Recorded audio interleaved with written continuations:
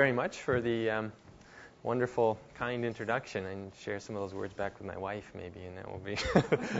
But I enjoyed very much my trip here to Vanderbilt, and also the opportunity to meet many of you today. And I look forward to talking with more of you tomorrow. Topic I decided to talk on today is actually something I'm kind of in the middle of, which is maybe sort of a dangerous thing to kind of talk about. But it's an area that I think has fairly broad applications, and so one of the reasons I decided to talk on this is in hope that I might be able to solicit some data sets from those of you that recognize this as being a potentially useful application in your own work. For reasons I'll describe in a little bit, the applications I'm going to talk through, while they seem to work for this model, aren't ideal, and I'll explain why I don't view them as necessarily being ideal when I get to talking about them. Kind of by way of background, I think right now is actually a very exciting time to be in the field of quantitative methods, especially for those of us who like to do psychometric modeling. I like to play around with different types of psychometric models and to try to tailor them to certain applications. And one of the reasons it's an exciting time can be attributed just to advances that have occurred in statistical computation that have sort of made it much easier to fit some of these very complex models that even a decade or two ago we wouldn't have even thought about approaching. There's also a lot of new, nice statistical software packages out there that permit this sort of creativity and exploration in terms of trying to develop new types of models. And I've listed some of the programs here. There's a package called GLAM that can be run in the statistical package Stata that's developed by Sophia Rabe-Hesketh out at UC Berkeley. Program I'm going to use today, a program called Latent Gold, that also allows you to do to fit a lot of different types of latent variable models. M+, which a lot of you are probably familiar with.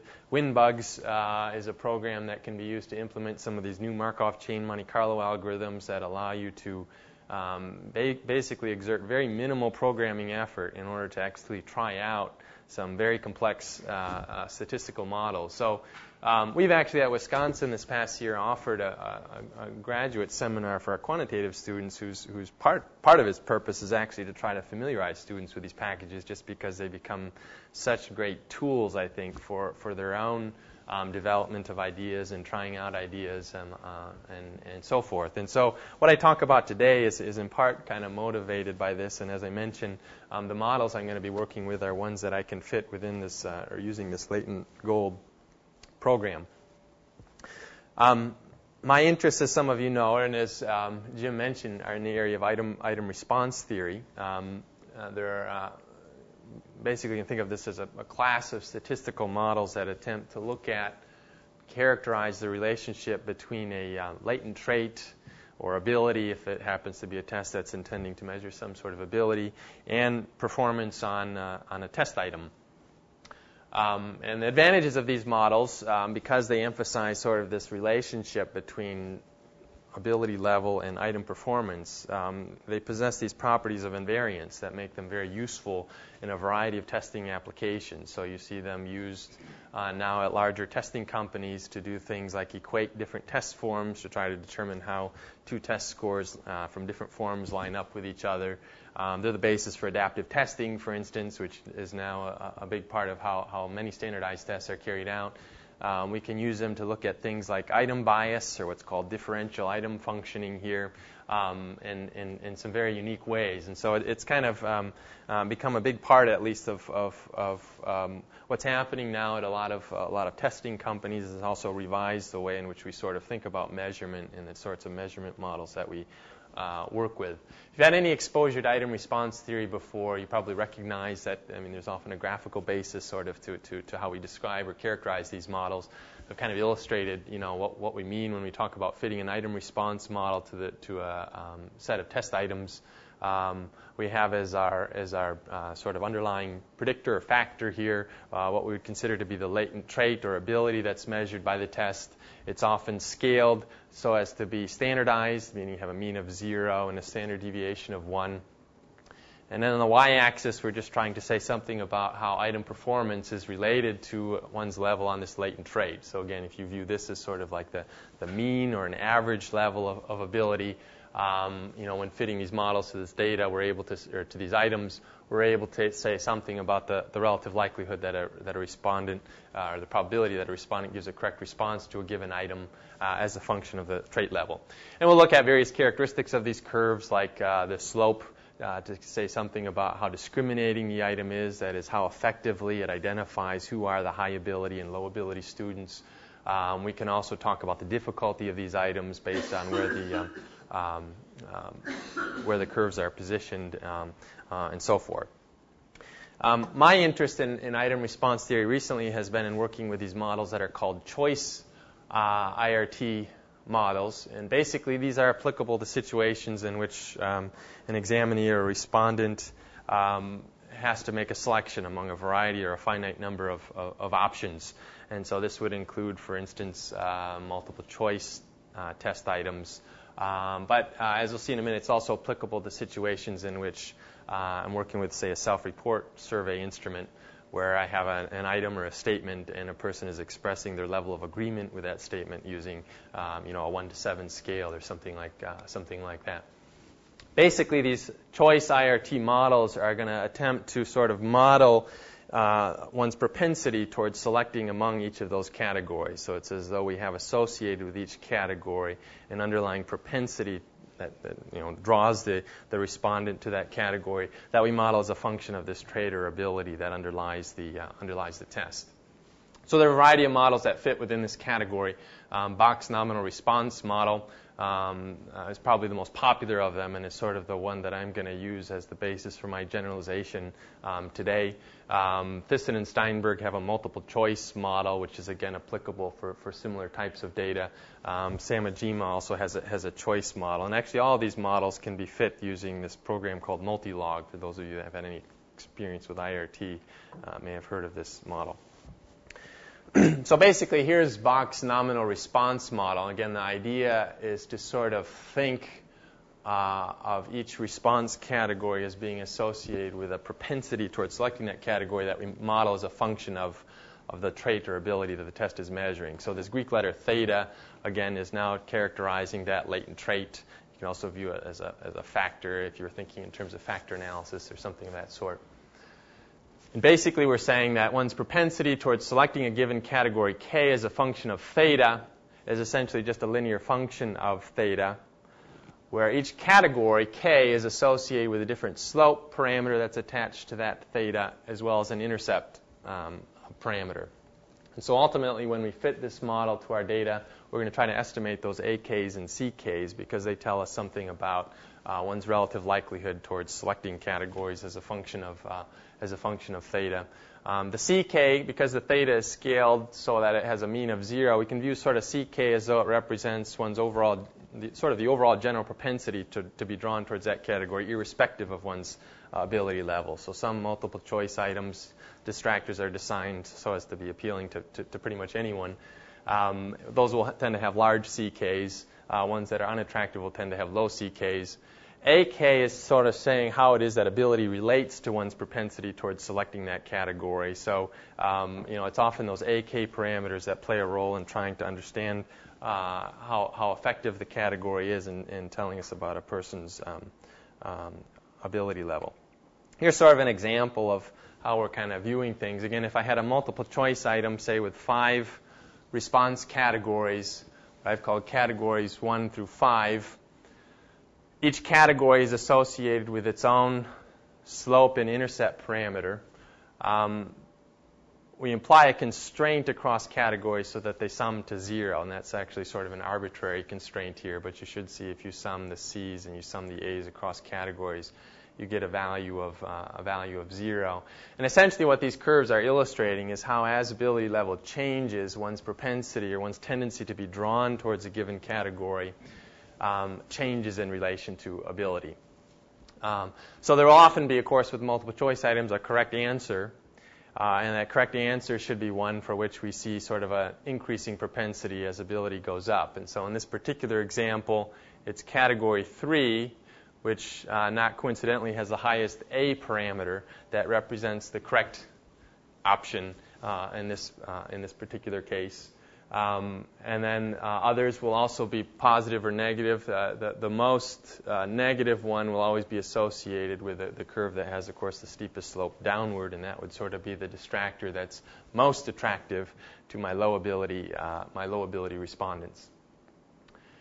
The C parameter, again, as I had mentioned, sort of controls the overall general attractiveness of a distractor, irrespective of one's ability level. So in this example, for instance, if you look at category 3 and you considered a hypothetical examinee that has a latent trait level of 0, that C parameter basically tells us one's propensity towards selecting that category as a function of the trait again.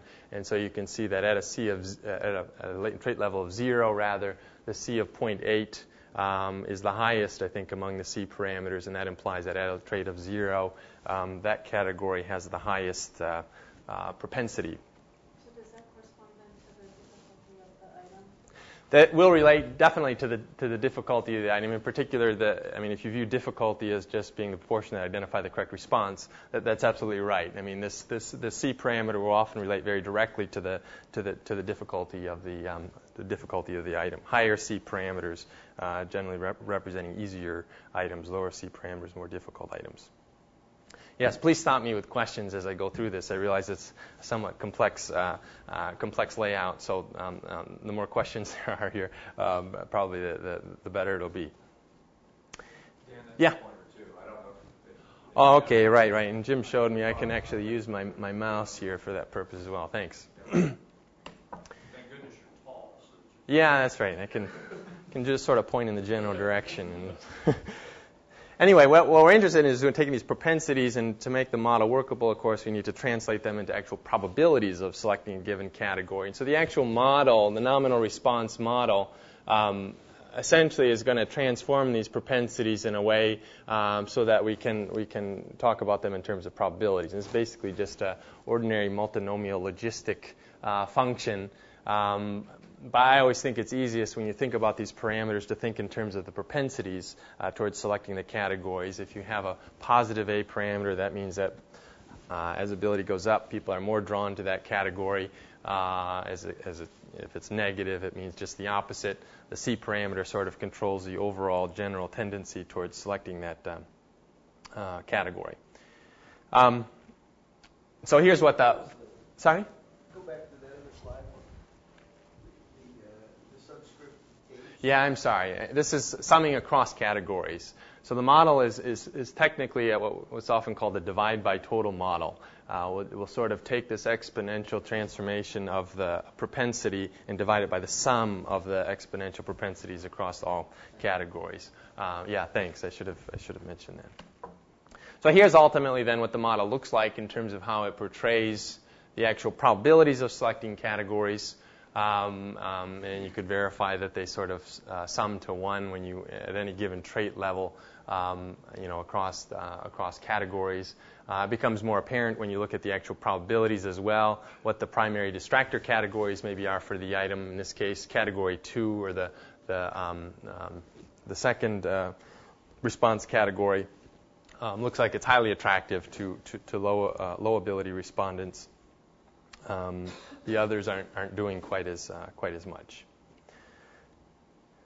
Anyway, to make things further complicated, of course, there'll often be settings where we like to think that it's primarily one's level of ability or whatever latent trait the test is intending to measure that dictates these propensities.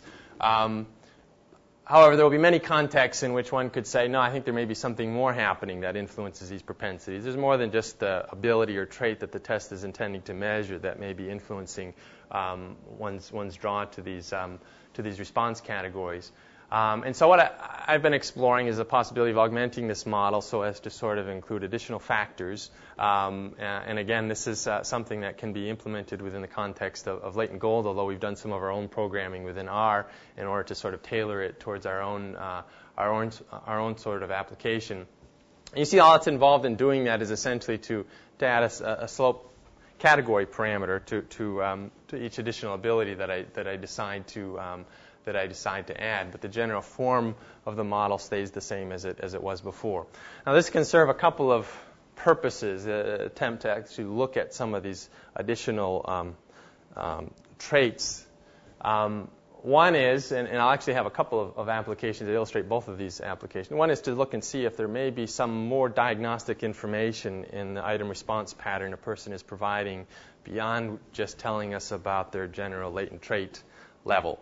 In particular, I may be able to identify through interpreting these secondary thetas some structure and distractor selection across items that becomes useful from a diagnostic perspective. So I could tell somebody why their performance on the test was poor if, in fact, I'm able to detect and interpret whatever structure might be present. Other applications, these secondary in fact, when I get to talking about the self-report applications of this model, involve situations where these secondary factors I'm viewing as sort of nuisance factors. They can contaminate the performance of my test. And as a result, by working with a model like this, I'm able to essentially control those factors or remove them and, in a sense, purify the estimate of the trait that I'm attempting to ultimately estimate with my model. So I think an example is going to help further sort of clarify what's happening here. I'm going to actually look at an application that focuses on structure and distractor selection in multiple choice test items. And I'm going to be working with data that actually collected at the University of Wisconsin. One of the nice things about my interactions there involves my work with the Testing and Evaluation Center, where these tests are developed in-house and they're always administered to the incoming freshman class, and so I can get a lot of data and also have a lot of different types of tests that I can take a look at in terms of trying to apply some of these ideas. This particular test is an English placement test, so it's a test that's used in part to help place students into English courses when they arrive at the university. I have about 3,800 examinees, at least, that were included in this analysis. The items themselves aren't developed by test construction professionals. They're developed by college English professors from schools in the University of Wisconsin system, which is kind of good for my purposes because it means there's often lots of other stuff happening in these tests that the test developers didn't intend to introduce. And what I'm going to do initially is just try to fit varying nominal response models of varying dimensionality, again, using this program Latent Gold. And for those of you that might be interested, I can show you, later how I actually set up these models within the program. Here's an example of an item that's on this scale. Basically, every item is just a sentence. And then there will be several underlined portions of the sentence, and the task of the respondent is to sort of pick that part of the sentence that needs to be changed to make the item grammatically correct. Or if there's no problem at all with the item, to select this category, no error. So in this example, I, Claudius, one of television's most lauded series, are being rebroadcast. The problem there is in D, where it should be a singular as opposed to a plural verb. So the correct answer would be D. One of the things that initially drew me to this test in regard to the model that I'm working with basically relates to my own experiences in taking tests like this, and that I never knew, and that's partly a function of the English language, I never knew when something was really an error as opposed to when it was just seemed awkward. And so my thinking was that the way in which people use this category, this no error category, was likely to vary. Some people would have a higher threshold for what constitutes an error than others. And so I was half expecting that when I ran this model, what I'd see is that there were people who sort of generally tended to pick this category and others that tended generally not to pick this category.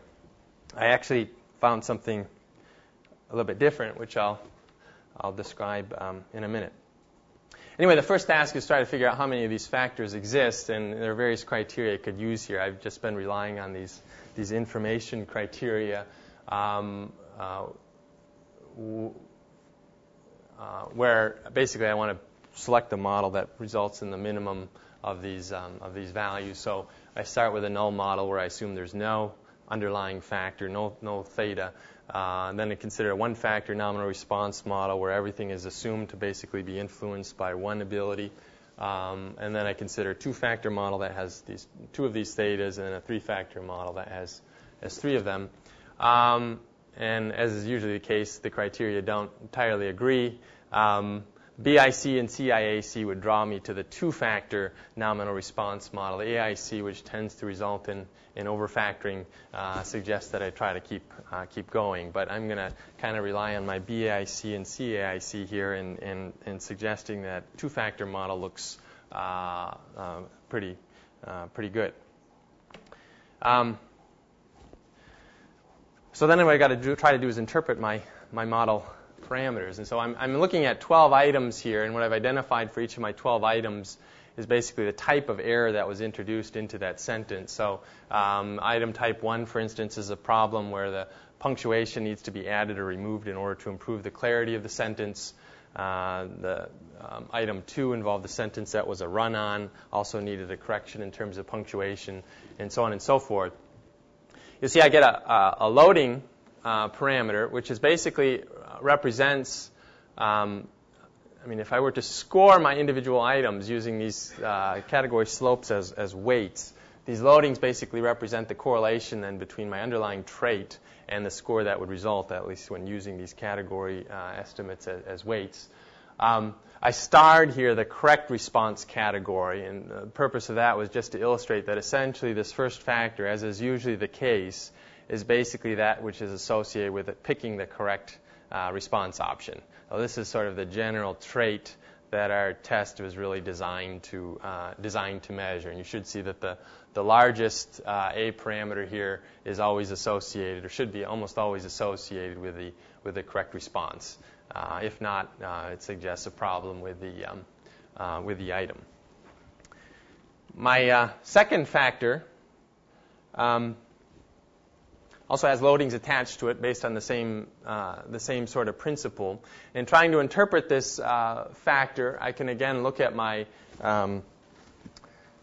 the category slope estimates associated with them and recognize that individuals that are high on certain factors are going to be more drawn to those categories that have positive weights attached to them.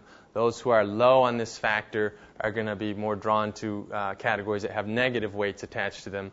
The problem with relying on this alone and trying to interpret that second dimension is that the categories are also selected with varying frequencies. And so some of the categories which have fairly large negative slope estimates associated with them are hardly picked by anybody. And so the estimate of the category weight is often sometimes imprecise as a result.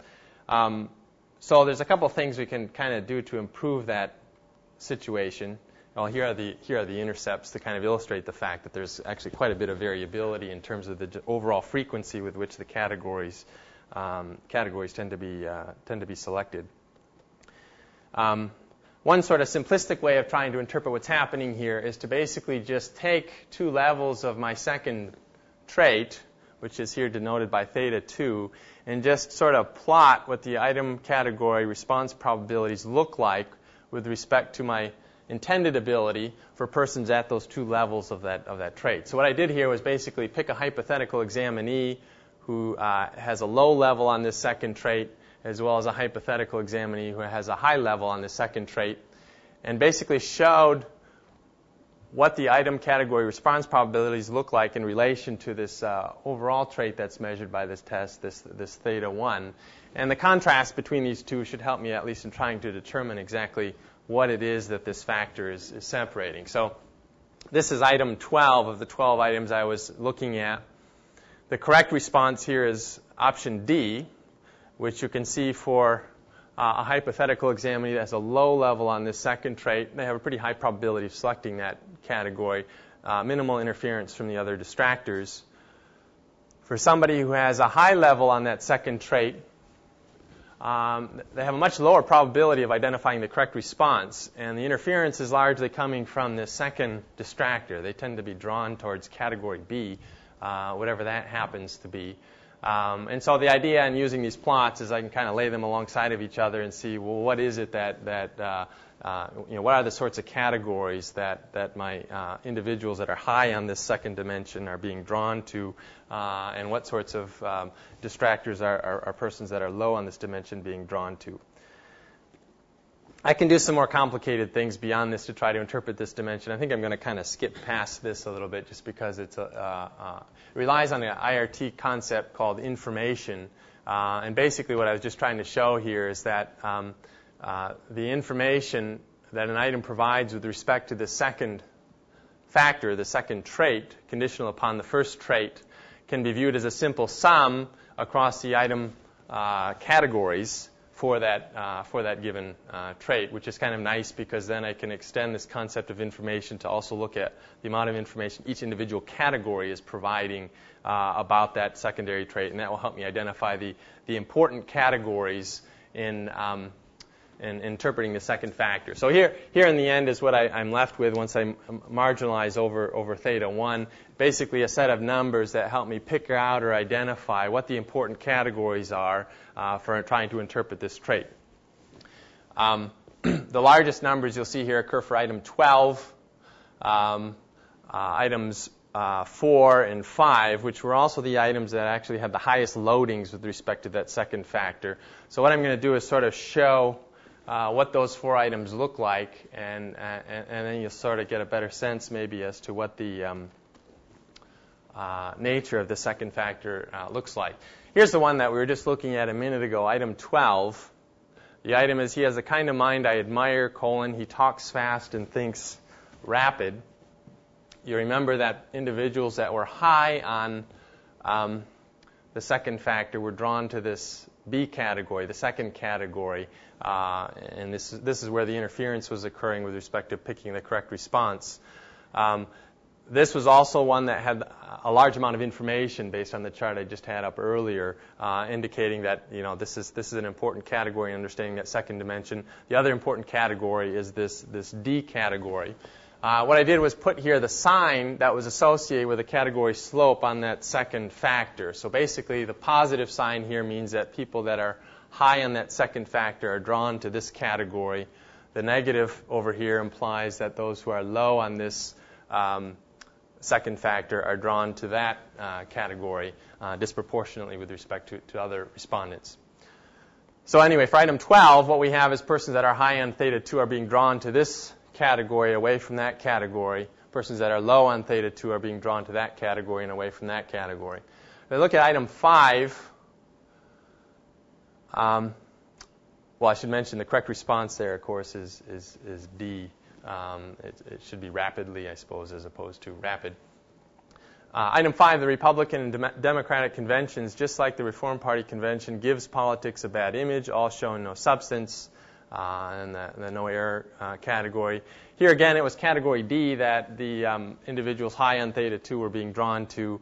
Those that were low on theta 2 were being drawn to the C category, the actual correct response category in this case. And then item 4, finally the sun emerged from behind the cloud. It revealed the typical spring day, no error. Here it was my respondents that were high on theta 2 that were being disproportionately drawn to the C category, which was the correct response.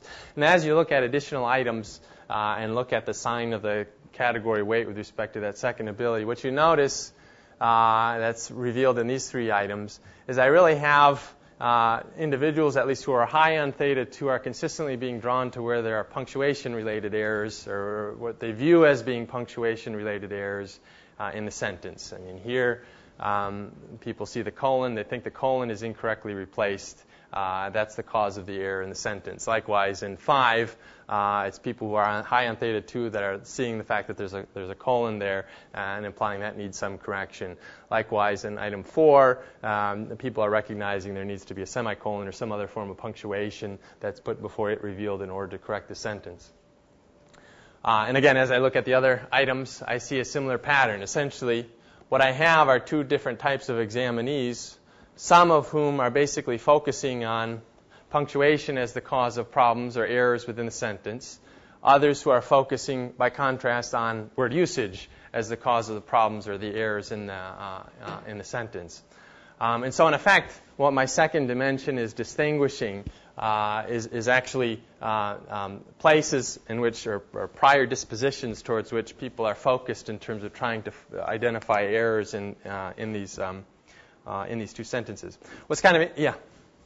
So that in turn would imply that in terms of what you're most trying to measure, that people who are high on this factor are going to have depressed scores? Depends on where I'm introducing the errors into the sentence. So, right, if I have a lot of punctuation-related errors in these sentences, the word usage people, or the people that are focusing on word usage, are going to get a lot of these items wrong, or just the reverse. I could have everything within the sentence being a word usage problem, in which case the people that are drawn to the punctuation are consistently picking incorrect responses and missing the true source of the error in the item. What I think is sort of interesting about this application is that if you ignored the distractor selection and you just analyze this in the ordinary factor analytic way, where you just coded the items as correct or incorrect, you're led to believe that there's two different types of abilities associated with this test. That the one type of ability is an ability to detect word usage problems, and that the other type of ability is an ability to detect punctuation errors. And that basically, you have some people who just are generally good at detecting punctuation errors, others who are just generally good at detecting word usage errors. What this shows is that there's actually probably not two different types of abilities. There's just two different prior predispositions towards focusing on either one or the other as the cause of the error in the sentence. So, the people who are doing poor on the punctuation items just are often doing poor because they're focusing too much on the word usage, and vice versa. Mm-hmm. So you would predict then that you would change these parameter estimates if you say change the instructions to tell them that they have to pay attention to both punctuation and word usage. You might be able to improve things, a little bit if you maybe in the initial instruction said about half of the problems here are word usage problems, about half of them are punctuation problems. I mean, that may alter some of what we're seeing here as this secondary factor. Part of it again is I think just driven by this sort of subjective nature of what is correct English usage or correct English grammar. Some people view things in that respect a little bit differently. So there are things you could do to improve the testing practice, I think, is what you're getting at, to try to reduce this problem. The point here is mainly to just provide as an illustration of a way in which you can use a model like this to identify some structure in terms of how people are picking response categories that you could then in turn use as a way of providing some diagnostic information about performance about their performance on the test. You probably want to be careful about that because in real life, one type of error is more frequent than another. We wouldn't want to be people who look for that kind of error quit looking so much for it. That's right. I mean, if you want the test to sort of mimic reality as much as possible so that you're capturing the frequency with which these types of errors actually occur in practice, you may not want to have the sort of 50-50 split. You may want to... I'm guessing that's what those professors had in mind. It may very well be. That's right. I mean, that's right. So maybe one could look at results like this and sort of take them to mean that some individuals tend to err in terms of their ability to recognize the relative proportion of these types of errors in sentences. Mm-hmm. So with this modeling, is it necessarily the case that the thetas are uncorrelated, or could it be the case that the people who are looking for punctuation errors happen to be the lower ability people who can't speak properly? No, that's a good comment. Good question. I'm working with orthogonal factors here. One of the ways in which we're still working with this model is to try to find methods of rotation that in part would allow for us to introduce certain correlations where they may be useful, where it may be useful to have them. In fact, my second application, I think, is one where that becomes even more potentially useful, which I'll get to in a minute. But it's a very good point in that, I mean, I am working with orthogonal factors here. It does happen to be that first factor that comes out is very consistent with, what you observe if you just fit an ordinary single factor model to the data, and is also consistent with what you would expect if that first trait were just sort of a general ability trait. Should we be cautious about calling these things abilities, slipping into that as opposed to traits, because maybe they're response biases or things like that? Yeah, right. I'm probably using that word too liberally here, but I wasn't critiquing you. I have a tendency to do that myself, not being all that familiar with IRT, but really it's very clear from this example that it could in fact be a response bias, or could be the inverse of ability. That's right. In a sense, it's a broad notion. That's right. That's right. And we have to, from the content, emerge with an idea of what that is. If it's some sort of ability or just some sort of trait or characteristic, that's also a very good point. Again, one of the potential uses of this, again, this application isn't so great because these are placement tests as opposed to sort of more high-stakes types of tests. But, if you're able to design a test like this that was more of a high-stakes sort of test, one potential advantage of it is that you could use a model like this to try to provide diagnostic information to a student as to why they may have performed poorly. So what I did was just pick off the 4 students that were lowest on theta 2, the 4 students that were highest on theta 2, and basically showed what their response pattern looks like. So, the idea is we can sort of translate this into information here, which once we can interpret this theta 2, then we could report back to the respondent and look at these people and say, the reason I think these actually people did all right on the test happens to be that I think about 8 of the 12 were actually punctuation-related errors. But if I wanted to provide additional information to these respondents, I would say you're focusing too much on the punctuation errors when you're trying to identify problems with these sentences, whereas my individuals at the top are just the reverse. They tend to be focusing too much on word usage. In fact, you'll notice there are a lot of E's in the first 4 response patterns, which is reflective of the fact, again, that the majority of these items had punctuation errors. So my word usage people were consistently saying, "Oh, there's no error in this sentence." Here's sort of a scatter plot, and I can, for every given examinee, I can, obtain an estimate on both theta 1 and theta 2. They're not very precise, again, especially with respect to theta 2, because I only have 12 items here. I could attempt to build a model that would work with more items and get better estimates. But again, it's the individuals at the top part of the graph here that are high on theta 2 who are my punctuation-focused respondents, and it's the ones that are low on theta 2 that are my word usage focused respondents. I've looked at this with a couple of other types of tests. My theory about this no error category actually does emerge in a different type of test. It's a sentence correction sort of test. We also looked at and found some evidence on mathematics tests, at least when they're administered to a broad range of examinees. You sometimes have a structure that's related to trigonometrically expressed distractors. So if you have something like the sine of something or the arctangent or whatever the case is. And our theory there is that there are some of our respondents that actually know that those are meaningful quantities, and others who have no idea and think it's just sort of gobbledygook, and so they never pick among those distractors. It doesn't tend to be a very strong factor, but it does tend to be something that emerges. I've kind of talked about this a little bit. We touched also a little bit on the item or test item construction aspects of this. I mean, when we talk to our test item writers, which again are our English professors, they're actually not paying any attention to the type of distractor that they're introducing to these items. So, the recommendation based on analysis like this is to try to achieve more balance, or perhaps to create an imbalance that's actually reflective of, where they view the larger frequency of errors to be occurring. I wanted to move to this sort of second application, which is also going to switch the type of measure that I'm working with from being a multiple choice item to now being a sort of item that would be answered on a self-report measure. And here we have in mind these sorts of self-report measures that often consist of a statement, and then you have a consistent rating scale that's used across all the items, maybe a 1 to 7 scale where 1 is strongly disagree, 7 is strongly agree. And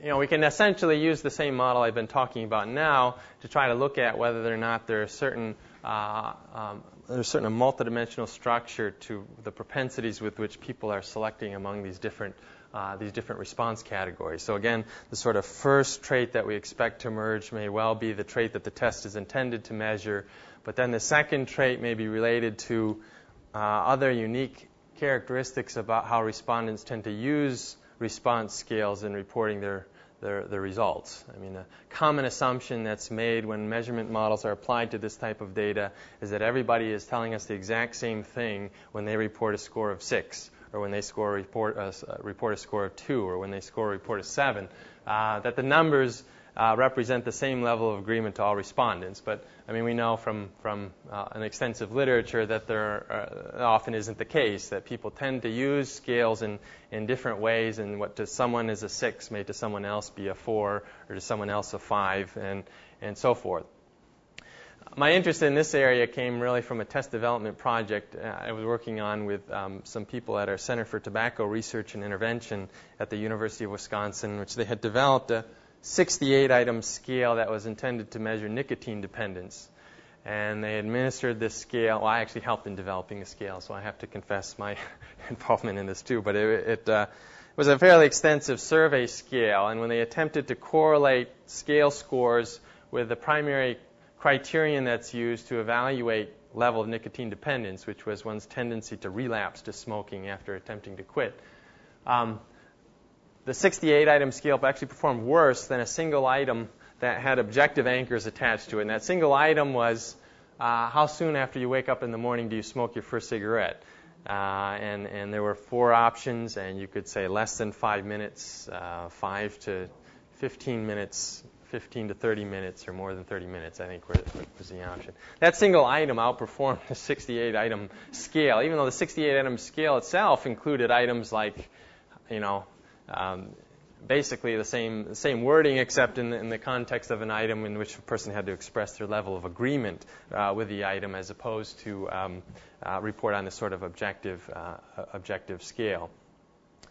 So what I'm going to do is basically analyze this same 68-item instrument. I forget exactly how many people I had here, but when we do an ordinary factor analysis of the instrument, even though the items are designed to be categorized into 13 different subscales representing different motivations for smoking, you get a very strong first-order factor, which suggests they're all kind of tapping dependence, which is the ultimate intent. And each of these items was scored on a 1 to 7 scale. 1, not true of me at all. 7, extremely true of me. So here's an example item. I smoke when I really need to concentrate. Again, 1 if it's not true of me at all, up to 7 it's extremely true of me. There are no actual anchors associated with the middle category, which may be part of the problem here also. If I fit my ordinary unidimensional model to the data, I get curves that tend to look like this. This is for my item 13. I again now have 7 response categories. And you'll notice the response categories are basically ordered with respect to my latent trait, which is what I should be observing, at least if the item is functioning as intended. Again, what I'm going to try to do with my multidimensional extension is to look and see if there aren't other characteristics that are drawing individuals towards selecting one category over the other. So I fit my multidimensional model. And when you compare the 1-factor, 2-factor, and 3-factor, again, it's the 2-factor that tends to be minimized for both BIC and CAIC. AIC keeps going. What I did next then was add a couple of models where I imposed constraints on my 2-factor model, which tends to work very well in this setting. There's a common set of constraints that are implied, at least when using the nominal response model with rating scale data, and that is to assume that the same category slopes apply across all items. Here I did it first for my first trait and then for my second trait as well as my first trait. And you can see I have a substantial reduction as a result in the number of parameters in my model, and my information criteria actually look even better. So the model that I'm going to be talking about is one that's going to be assuming the same slope category weights for each of my two abilities. And here's where the rotation issue comes into play again, because I can apply a rotation method to my two factors in order to try to give a better interpretation to them. And I picked a sort of rudimentary way of doing this by trying to find the rotation that would maximize the variance of my categories with respect to the first factor. And when I did that, I got a very interpretable solution. So at least for my purposes, this seems to work well. The first factor, again, has the categories nicely ordered, which is what I expect to see if I'm going to interpret my factor 1 as basically being what my test is intending to measure. This is sort of like the level of dependence that the person has. A person that has higher level of dependence tends to pick 7s. A person who has lower level dependence tends to predict 1s.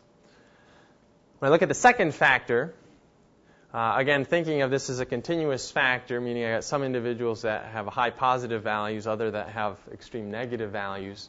What you see is that persons that are high on factor 2 are consistently drawn to categories 1 and 7 in how they use this scale. These are the individuals who would be characterized as having an extreme response style. Every item is either it's completely true of me or it's completely not true of me.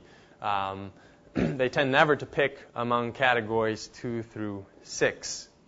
Whereas individuals that are low on factor 2 are just the opposite of that. They're never picking the extreme categories. They're always picking the middle category. Now, this may seem like it's not that much value or interest, but you can show that when you have this sort of thing happening, your test score, or likewise also your factor 1 estimate, if you're fitting a single-dimensional model today, it's going to be biased, the biased estimate oftentimes of that underlying trait, especially when the items are designed so as to not have a midpoint of 4. So if in general, across the items on this scale, the modal response was agree, what I'm going to have is everybody who's high on factor 2 is saying 7, 7, 7, 7, 7, and they're going to look like they're these extremely highly dependent individuals.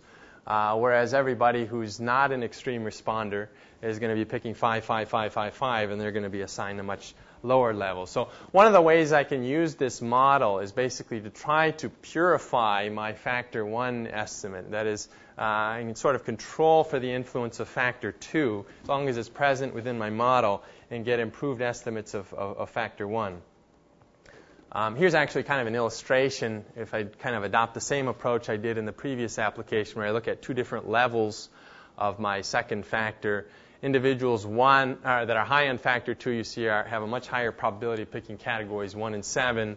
Persons who are low on factor 2 are hardly ever picking 1 and 7. They're drawn more towards the intermediate scores. Here's again some example. I'm going to pick the extreme responders on my. So here's person 1. Response pattern across the 68 items. They pick 1, 7. It looks like among all the responses. The next person doesn't look like they pick any 7s, whereas these two people down here, they're all 7s and 1s in terms of how they respond. Again, probably not so much interest in the diagnostic aspect of this as would be the case in ordinary educational tests. More interest in sort of trying to better see exactly how this factor might then have introduced bias into the test scores that I calculate.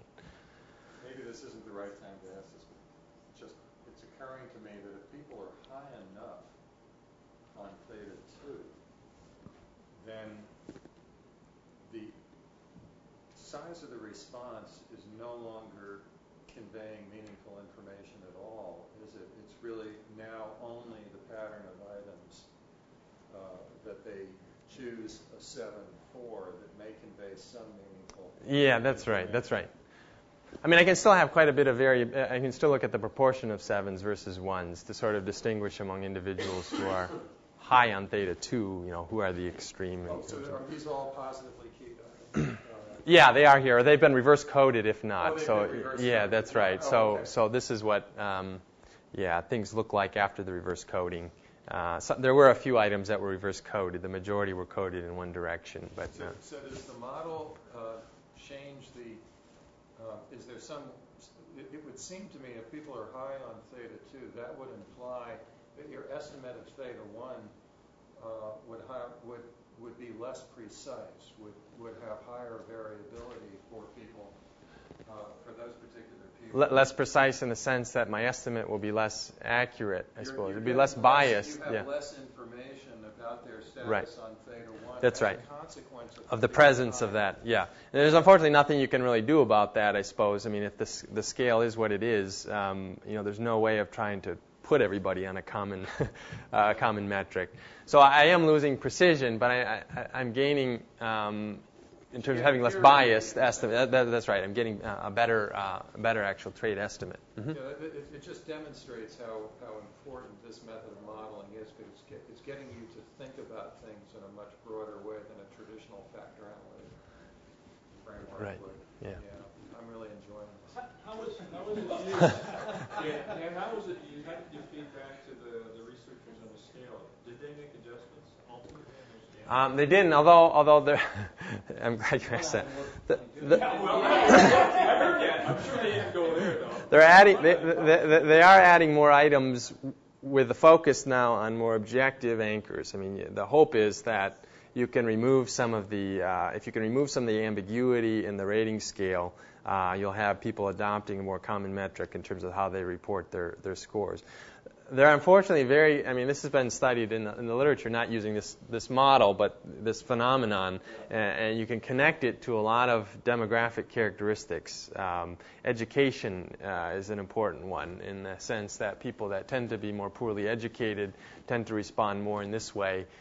People that are more highly educated tend to not to be extreme responders. Cross-culturally, there are also big differences. So when you take a measurement instrument and you want to apply it across two cultures and try to compare scores, you have general sort of personality characteristics that also enter in sometimes into making persons more like this than like that. Or the translation of the anchors for the rating scale can also be difficult to align in such a way so as to ensure that something like this doesn't happen. I realize I'm just about out of time, so I'm just going to kind of give a very brief quick overview of how this can be used. Here's a trade estimates for a given scale. I just show this to kind of illustrate this idea of purification. If I ignore the presence of that extreme response style, just fit my ordinary single factor model, here's what the trade estimates look like. When I add that second factor and in a sense then purify my my first trait, you can see things change quite a bit. In fact, for individuals that had a common level with respect to the one-factor model, there can be quite variable once you introduce this control associated with the second factor. And does that not just illustrate what I was just saying a couple of seconds? Because as you move up,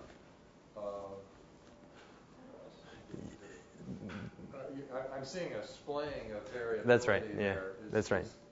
Well, maybe I spoke too soon. Okay. I was thinking that was trait 2. And we were seeing more variability, but no, that's not. No, right. And actually, I'm focusing here on just one subscale of the 68, so it's a little. This happened to be a subscale where you could show that there was more bias than in other subscales. But is that fanning out as you move up the level of the original trait? There's more variability in the new trait levels as you move across. That's right. Is that just a mirage? No. I think that's correct, and I think it's in part a function for this particular subscale as to what the modal agreement level was for these items. These tended to be items for which people would agree or. I think that's right. I'd have to look back again, but that I think is related to exactly what the point that you're making. That depending on where the items are oriented, if they tend to be oriented more in the direction of agreement or disagreement, you'll see more variability at certain trait levels than at others. Anyway, looked at it in relation to education. In Wisconsin, unfortunately, we don't have nice or very diverse groups of individuals. So I picked education level here is one thing that does vary, at least within Wisconsin. Or you can contrast German dairy farmers with Scandinavian dairy farmers or something like that. Not quite as rich a comparison, maybe. But I get that education difference here where the low educators, people that are more poorly educated, very high on factor 2. Those are more highly educated are lower on factor 2. One place where this comes into play is when you attempt to look at item bias in the instrument. And here, just as sort of a hypothetical example, I'm pretending that I'm looking at comparing this high and low educated groups according to to check to see if my instrument is functioning equivalently across these two groups. And if you ignore this extreme response style factor, you end up walking away thinking this test is performing very differently across my two groups in a way that would ordinarily be attributed to differences in how the item stems are functioning as opposed to how the rating scale is functioning. Again, people analyze these tests, they tend to focus on the interaction between view things as though it's just an interaction between the respondent and the item, whereas in fact it's actually an interaction between the respondent, the item, and the rating scale. And so essentially what this example is attempting to show is that there are going to be lots of items that look like they're functioning differentially across education groups if you ignore the response style factor. But when you account for the response style factor, these differences go away. So I picked as an example here a few items that showed this sort of item bias when you ignore the response style factor. Here you can see that it looks as though low-educated people in general tend to be more likely to endorse this item. That's actually not the case. It's really just the differences in response style that account for why it is that low-educated individuals tend to get much higher scores on these items than and you can show other examples like this as well, where you'd be led to think that there's, what is this one? I feel a strong bond with my cigarettes. Yeah, and smoking helps me think better. Anyway, we'll do some more with this. I mentioned we're sort of in the middle of this. One thing is to try to look at and see if there are characteristics of the item that tend to make the response style factor more problematic, such as if the item stem is kind of ambiguous, does a person rely more on the response style factor or not? Other types of response styles, I have to do more than what I've done here if I want to try to account for things like acquiescence or disacquiescence. Common strategy is to add additional items to the test that don't measure the trait that was intended to be measured. I actually expect to be uncorrelated with the trait. And we could, within a model like this, introduce a factor associated with those items that would also might allow us to tease out factors related to general tendencies to agree or general tendencies to disagree, although more has to be looked at. There. I've gone over my time probably. I just list up here a couple of concluding comments. The idea again that we can use the model really in two ways. One that sort of focuses on these secondary factors as being potentially of diagnostic value. The other which sort of use them more as a nuisance, such as in my second example, where we'd really like to control for them or remove them, and we can use the model for that purpose. We're kind of interested, especially since a lot of these tests are developed in-house, to see if we can actually try to develop tests that are intentionally designed to distinguish between these individuals. One of the problems with the English usage examples, the items tend to be kind of easy.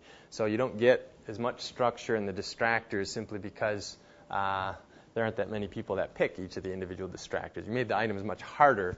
You probably have a much better test for kind of creating these differences. So there's different strategies we're sort of exploring to try to deal with that.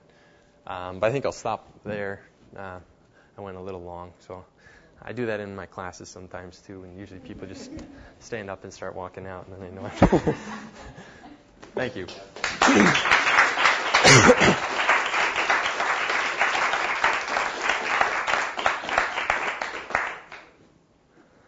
Really scared, yeah.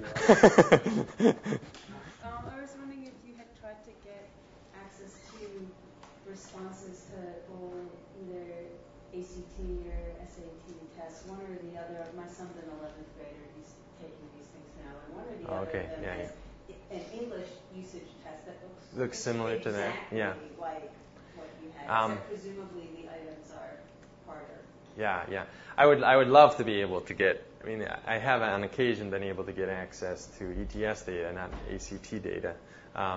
It's often extremely difficult to get them to share data, which is one of the challenges that I've had, at least in my attempts. If you know any secrets about how to do that, please let me know. I know some people. The items also tend, just because they're developed by more professional test construction individuals, and they're screened much, much more carefully than these items. It could very well be that I think sometimes what I'm observing is as much a function of my test developers not being specifically skilled in this area, and so some of these things that emerge, they're kind of interesting, and it's nice to have a model that can pick them out and detect them. I don't know if they would emerge. If it's a similar structure to the test is a similar structure to this one in terms of English usage, it would be exactly like that. okay. No, well, that would be very interesting to I would love to be able to take a look at that, and I'll have to look into that because I wasn't aware of that section of the. I know ACT has an English section, but I didn't realize there were these types of items on those. Okay. Can I ask you just, partway through, I think a little bit more than halfway through, you had a slide in which you were looking at several models. And you had one where you had constrained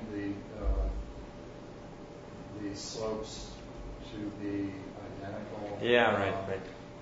And I was just wondering what the story was there. Was it? Oops, right there. Yeah. Yeah. I mean, obviously, that's a lot of parameters. Right. There. Is this a case of computational problems and instabilities or is it kind of the old "don't make no never mind"? Let's no, you're right. There's unit weighting. That's right. There's 68 items, so that's part of what's shown here. And when you have every time you add a dimension, you add an additional parameter associated with each category for each item. So it does get large in a hurry. And in a lot of ways, my reliance on these information criteria, is potentially debatable. I mean, I'm comparing models that have an extraordinarily large different number of parameters associated with them, and so the likelihood change has to be pretty dramatic in order to alter those things in any way. In terms of these constraints, I mentioned them as sort of being ones that are commonly applied when working with rating scale data. This nominal response model is actually a very general model, and oftentimes people work with special cases of it when they know that their categories are ordered. So like a partial credit model is a common type of model that's applied when you have ordered score categories. You can show that it's a special case of the nominal response model, likewise, there are rating scale models that will impose the same sort of constraint like I imposed here on that nominal response model, and the result is a substantial reduction in the number of parameters. It simplifies my life, of course, because I only have to look at one.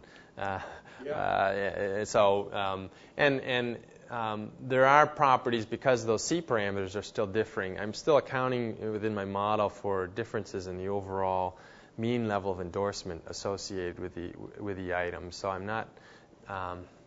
It seems like a strong assumption, perhaps. There's still quite a bit of flexibility within the model for item-to-item variability in these cases. Okay, great. But I don't know if I answered your question or not. I'm starting to get a better feel for it. Okay. I obviously have to do a lot of reading now to get a better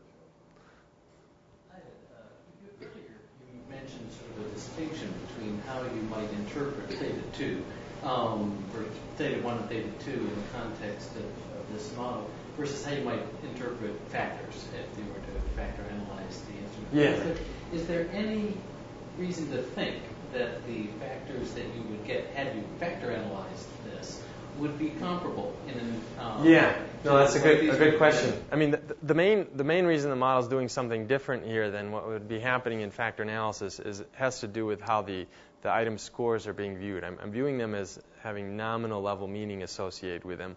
So when I look especially at this factor 2, for instance, here, if I did an ordinary factor analysis of this, it wouldn't be able to pick up on this second factor at all, simply because there's a non-monotone relationship between the score categories and the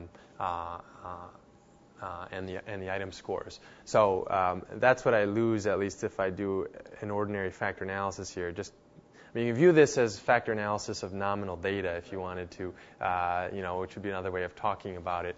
And I might also mention this is sort of a model-based approach to doing what sometimes people call multiple correspondence analysis, where you basically look for dependence among nominally scaled variables. And so it has connections with that technique as well. In fact, I sometimes use, just because it runs faster, start with a multiple correspondence analysis of a data set to figure out if it's going to have anything that's of value for my model, and then do the multiple correspondence, then do the model fitting. So right, sort of like a contrast between principal components and factor analysis, I guess. And when you can think of situations where you would get one factor or two factors in a factor analysis that would be different than this. This is so sensitive at the item level. And then when you look at their external correlates in health-related behavior, you might have a better instrument for clinical use based on factor analysis, or you might have a better one based on this, right? Right. I mean, in fact, that comment just made me think of something I was going to mention about why this last example I viewed as not being ideal. I did take the results of this model and look to see if when I purify my dependence trait, if it would better predict relapse or not. And it actually didn't. In fact, when you correlated the two traits, ironically, the response style factor predicted relapse just as well as the first factor. And we've tossed around theories as to why that's the case. My theory, which the others don't agree with, is that because these items relate to motives for smoking, the individuals who can very effectively discriminate between, yes, this is what causes me to smoke, no, this doesn't cause me to smoke, those are the individuals that are emerging as high on this response style factor. So besides being a response style factor, I'm also capturing here something about a person's actual ability to discriminate between what are the causes of their smoking and what aren't. The idea being that those that can discriminate better are much, much more dependent than those that can't. You know, that's interesting because later in life, Cronbach talked about it being more difficult for him to distinguish between trait variants and method variants. Okay, right. Look like things like this, and you're obviously looking at something psychological there. No, that's interesting. Yeah, I hadn't thought about it in that context, but you're absolutely right. There's a chapter in the Don Fish-Schrift on it. Okay. No, I'll have to look at that. Very interesting. No, thanks. Well, I think there's a reception area waiting outside for us. So thanks again. No, thank you. Thanks.